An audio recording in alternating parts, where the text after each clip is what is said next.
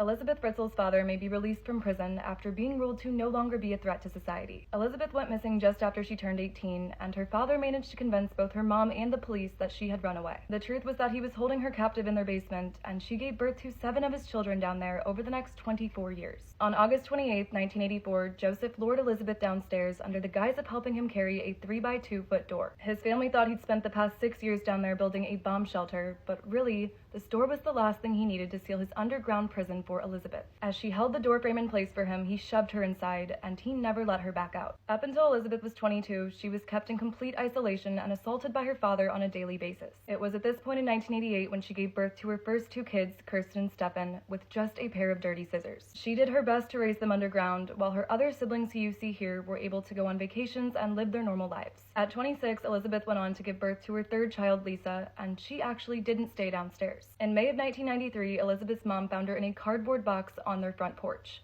With her came a note addressed from Elizabeth explaining that this was her little girl who she just couldn't care for. Of course, Joseph was the one to place the box there, but to Elizabeth's mom, this was confirmation that she was alive and she really did run away. She took her granddaughter in and raised her with her husband, completely unaware that he was really the father. Now, about a year later, when Elizabeth would have been 27, her 4th child, Monica, showed up on the porch just like Lisa did.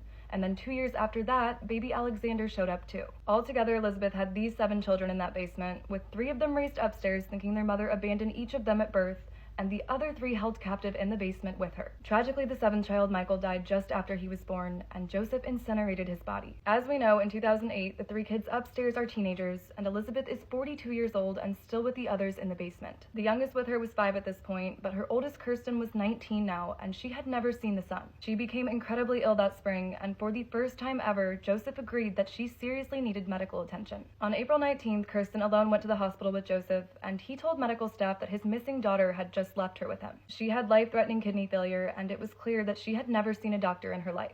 The staff became suspicious, and they ultimately contacted police. With this report, authorities broadcasted a public appeal for the missing mother to come forward and provide Kirsten's medical history. And then, possibly in a panic, Joseph suddenly released her and the 2 other kids from the cellar. He told his wife that after 24 years, Elizabeth had decided to come home. After being let out, Elizabeth got Joseph to take her to the hospital, and one of the doctors tipped off police that she was there. Joseph was arrested on hospital grounds, and Elizabeth refused to say anything until she was promised that she would never have to see him again. They also gave the kids DNA tests, and they were able to confirm all 6 of them were Elizabeth and her father's children. In 2009, Joseph was sentenced to life, with the possibility of parole in 2024. Again, unbelievably, new psychiatric reports have just ruled that he is no longer a threat to society. And for those wondering about the kids, they, quote, have new identities and are living with Elizabeth in an undisclosed location in Austria, only known as Village X. They're reportedly free and back together, but each have their own struggles adjusting to society.